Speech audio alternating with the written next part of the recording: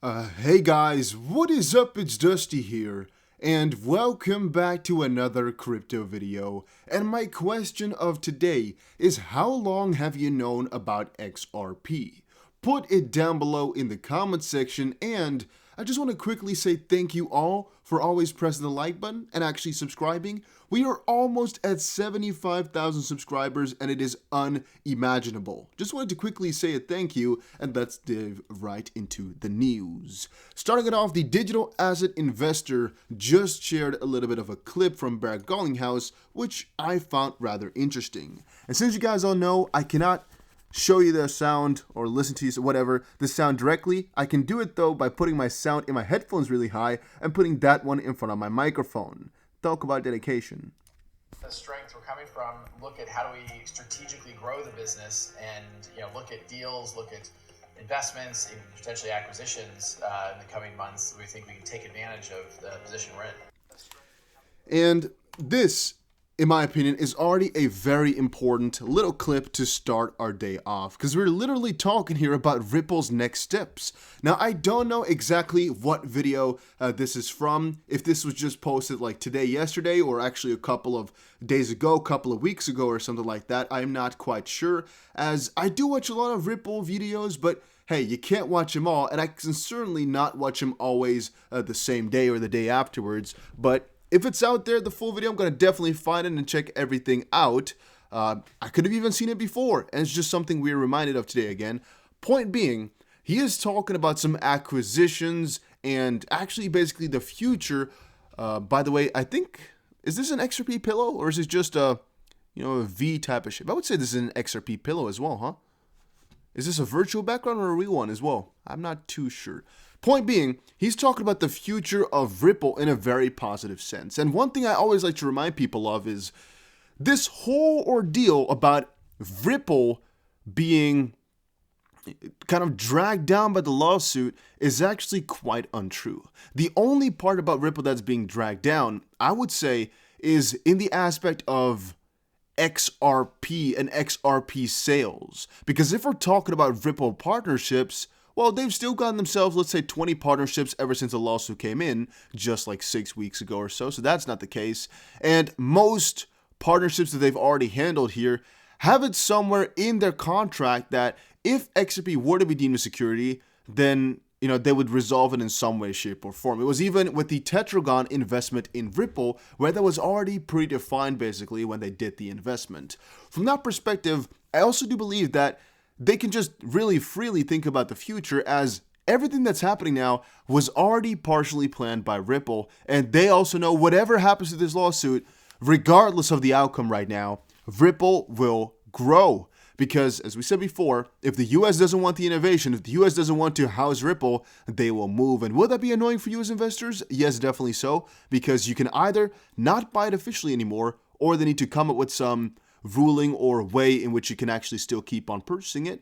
But it may be so that you in the US are going to have some trouble, but the rest of the world, the other 99%, is going to be completely fine with Ripple and XRP. So they'll definitely not stop regardless of what happens. And I do think it's also interesting because you might be wondering, and I am at least, what type of acquisitions are they talking about? Are they talking about it more in the Spring sense, where Spring, the company, it has a new name now, I think it's Ripple X or something like that, where they used to invest in a lot of companies, which then, theoretically speaking, become a part of Ripple then maybe? I'm not too sure about that. Or are they just talking about, they are going to be buying, for example, MoneyGram, but then more than 51% or so to really get it, basically, and do that for a lot of companies. I'm not sure exactly what their plans are, but I'm kind of thinking about exactly how that's going to work. I find it fascinating, though.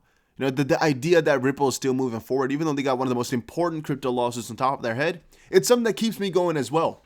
And on that note, a lot of people said that they're stopping the going train, basically, by selling their crypto. Well, XRP just went to, I don't know, 59 point something cents a little bit earlier today. I at least saw it pop up at about 59 point something. I think on a couple of exchanges it has actually hit 60 cents again today, meaning that mostly everybody who bought in the whole pump and dump XRP ordeal last week, or almost 2 weeks ago already, is now actually in profit once more. Even me, In the live stream, I bought at 8:30 specifically. I think we bought it at 56 cents or so, which means right now we are even up on our money, and that's a good thing. I like that. Not that I really cared, because you guys know I'm just a holder. I'll just hold it for the longest amount of time. I don't really care if we're in profit today or not.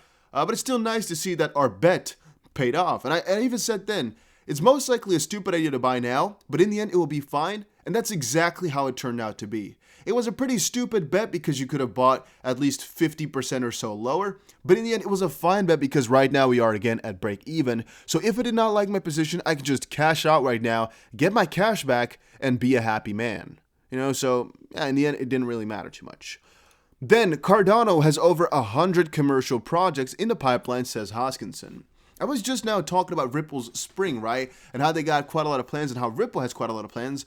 Cardano is on the same paper, basically, on the same route for having a lot of projects in the freaking pipeline. 100 might not sound to you like a lot, but that's a freaking ton. If you start to think about how many partners Ripple has, then this is actually really big as well for Cardano.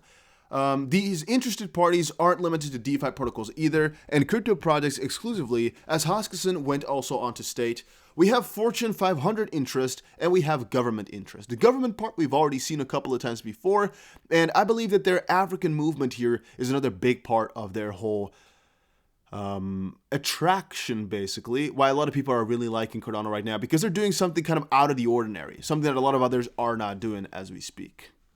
Then, again, I want to quickly thank you all for subscribing. If you are enjoying the daily crypto news, make sure you press the like button, though, because I do think it helps out the channel in the YouTube algorithm.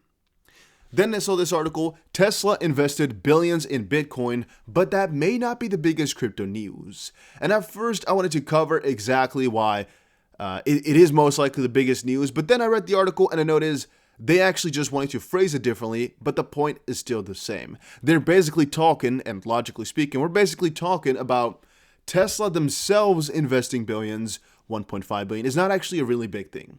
1.5 billion might seem to you like a lot of money, but in the end, in terms of crypto, which is $1.4 trillion, yeah, it's definitely not that much. It's definitely not a big deal. For a Bitcoin also, it's 800, almost $900 billion. 1 billion doesn't really do that much. And you got to think about it in a different way. The big picture behind this is that Tesla has proven to all of us that they have faith in Bitcoin, and this will most likely stir up a lot of other companies to do the same. Now, even though I'm not here to showcase you any other companies that are already doing the same, I am showing you here, for example, the integrations that are being brought with, and something which you kind of should look out for in the future as more of this stuff is going to come. Another one here I see, Australian regulators open to Bitcoin ETF with rules in place. That's also really interesting. But let's quickly read the title here. BitPay integration brings crypto payments to Apple Pay's 380 million users.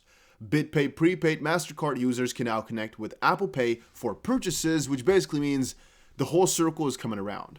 At first, you'd have to go directly for some of these crypto payments to actually be able to do them. But now the integration with Apple Pay as well, everything is coming in full circle basically. If you have crypto, you're going to be able to use it everywhere. It is just a matter of time before that's really the truth. And a little bit earlier, I saw somebody say that crypto is definitely not a handy thing because it's so volatile. I don't remember exactly. I have it open. I think maybe later tonight we'll talk about it. But the article basically is referring to a guy who is talking about getting out of crypto because it's never going to be real fiat, basically. It's never going to be something you can price goods in, so we should better get out of it.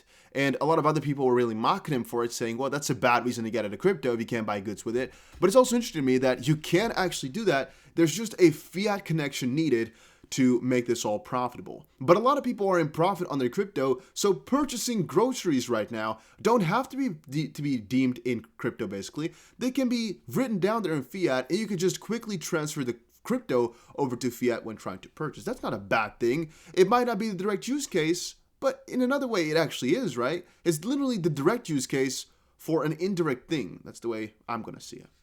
Then on a side note, guys, go check out GSX. A link is down below. I have personally put a couple $1,000s in, which does not mean that you have to, but I'm just saying that I have done so. This is 10 cents per coin right now with a 14% bonus plus a 5% bonus for using my link, which means, again, you'll get extra coins right now. And it's pretty damn cheap. And it's basically the first growth coin, first gold-backed coin. Some people like it, some people don't. And I just have, a couple of talks with the team here, and I've talked with a couple of you guys over on Discord. We try to figure everything out. And as of this point, everything looks quite good. But if you have any concerns or you don't like it or you do like it, just let me know in Discord then. So, we can hopefully bring out any questions or bring out any negative or positive news if it is necessary. They also have staking, which I'm personally not doing. I don't like to stake my coins for a whole year. I always like to go for maybe like 7 days, 30 days, 90 days at max, but never a year. But they do have the option for if you're into that type of stuff. Then, this is actually on the same note as what I was saying before. Stable gold may act as a hedge against crypto volatility, says top gold miner. So it's a little bit of a bummer that I don't have the article open anymore, which is talking about volatility in crypto being a bad thing, because I guess I lost it somewhere, and I cannot find it now because I've already started recording, and these things are always one take, which is rather annoying, but all right. However, the point I think is quite clear. There's always fixes against volatility. There's always a fix, there's always a counter argument. So whatever they're saying, I'm always disregarding it if it's negative towards crypto for the matter of volatility. And then this one here, Miami to explore paying city employees in Bitcoin. The thing I instantly thought about was Twitter just recently, I think yesterday or the day before, also talking about looking for options to pay their customers in crypto if they wanted to. And I've always said, if you can get paid in crypto, definitely do it. You will never want to not accept crypto unless you really, really need the money. In a different sense, it really depends on your tax structure as well and how steady you are with your finances, because if you're only getting paid in crypto and you never cash anything out, comes the tax man at one point or another, you're going to have to still pay tax on your income most likely. And yeah, that might be very annoying. Depending though as well if you have an employer or you're self-employed, in this case, or have a company. If you are employed and they decide to pay you in crypto, then it might already be net, which means there's really no con to accepting it that way. It's just basically an easy access or entry into crypto. In the end, though, in the real practice, you could also just accept the fiat and then switch it over to crypto yourself. But psychologically, that's a lot harder. Trust me, it's a lot harder to do it that way. If you get it in crypto, the chance of you leaving it there is just really high. If you get it in fiat, changing it over to crypto kind of hurts because you're going to have to see your dollars maybe go down that you just worked for. Let's say you have to work 12 hours for $100. You get the $100 and you see it down to $50 the next day. That's very annoying, more so than you just get paid in crypto and the value of it doesn't matter. Because I don't ever look at my portfolio. I guess I look at it every once in a while, but I don't really look at my portfolio because I don't care what the intermediary value is. I want to look at it in a couple of months, couple of years, or I look at the crypto prices and then I kind of do my own calculations sometimes. But I have a ton of altcoins, as you guys know. So, really calculating how much money I have, I cannot do. And I wouldn't be able to tell you how much XRP I have. I wouldn't be able to tell you how much Bitcoin or Ethereum I have. I can calculate it for you pretty easily, and I have it in spreadsheets, but I cannot tell you just straight off the bat because I just buy a lot every here and there because I want to increase my position for the future and keep stacking coins. But yeah, that was it for today's video. Hopefully you all enjoyed it. If you did, make sure you press the like button and subscribe, and I will definitely see you guys again in another one. Crypto prices are still going crazy. A lot of people are cashing out. What are you doing? Let me know in the comment section down below, and take care, everybody.